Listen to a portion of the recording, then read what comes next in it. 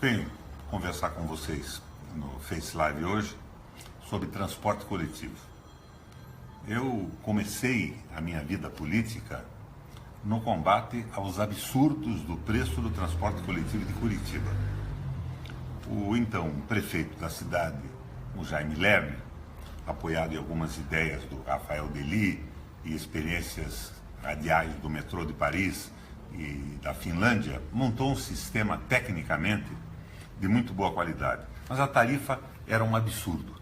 Eu lembro que, à época, quando eu era deputado estadual, eu redigi uma cartilha e o título dessa cartilha era o seguinte: mãos ao alto, a tarifa é um assalto. E era realmente um assalto. Eu verifiquei o preço dos insumos da tal tarifa técnica. O pneu, que é um item de grande consumo, tinha um preço rigorosamente absurdo.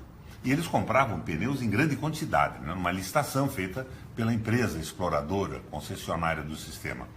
Eu fui ao Hermes Macedo, então, e comprei um pneu. Não comprei 20, não comprei 1000, não comprei 10.000 pneus.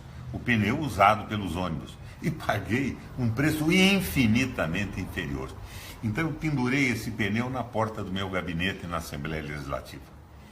Eu entrei nessa briga do transporte, eu tinha feito uma pós-graduação de planejamento urbano na Fundação Getúlio Vargas e eu queria ser prefeito da minha cidade. O meu avô tinha sido prefeito como presidente da Câmara Municipal, meu pai tinha sido coletivo. O meu pai, até quando ele era prefeito, a briga dele era com o preço do bonde.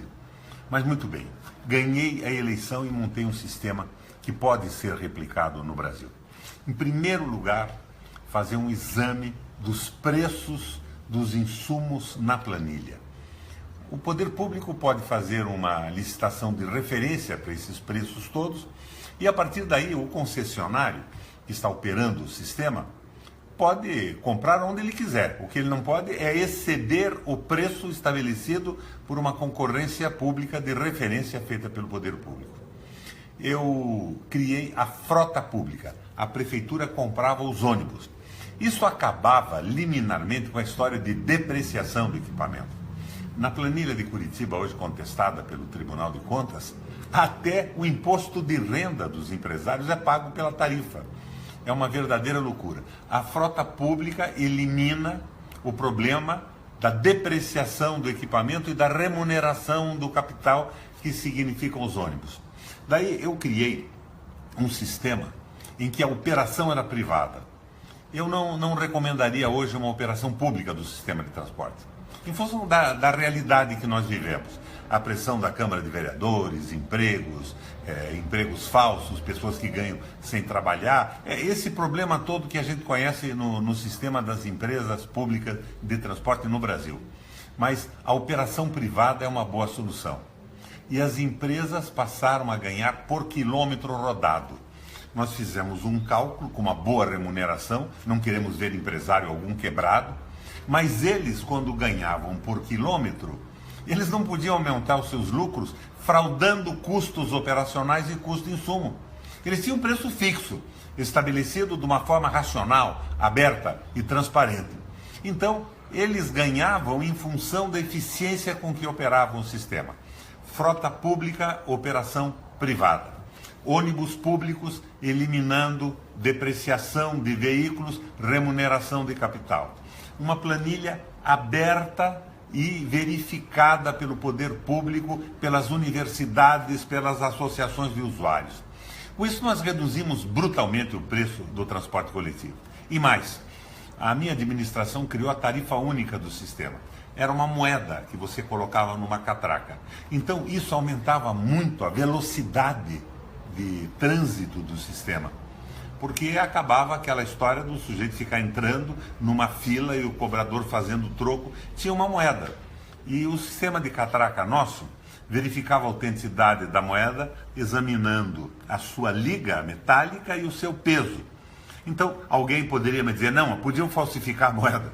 Podiam, até hoje poderiam, mas ia custar mais cara a falsificação de uma moeda em uma pequena escala, 1, 2, 100, 1000, do que o custo para o Estado. Ele estaria gastando mais na tarifa do que o preço da tarifa paga com a moeda comprada. Criamos também a linha aldeia. Qual era a ideia? O sistema se sobrecarrega porque todo mundo passa a fazer as suas atividades, as suas compras, o seu trabalho no centro da cidade. O sistema de Curitiba é um sistema radial e os eixões têm os ônibus que são alimentados pela ponta. Então são ônibus alimentadores do sistema. Eu criei um sistema que chamava de Projeto Aldeia. O cidadão, o homem ou a mulher que viesse ao terminal do ônibus de ingresso no sistema das canaletas e resolvesse o seu problema por ali, indo num barbeiro, indo num mercado, indo num comércio do local, que se desenvolvia inclusive em função disso, não pagava a volta. Esse sistema foi o melhor do Brasil e tinha a tarifa mais baixa do país. Como vocês viram, é uma coisa simples.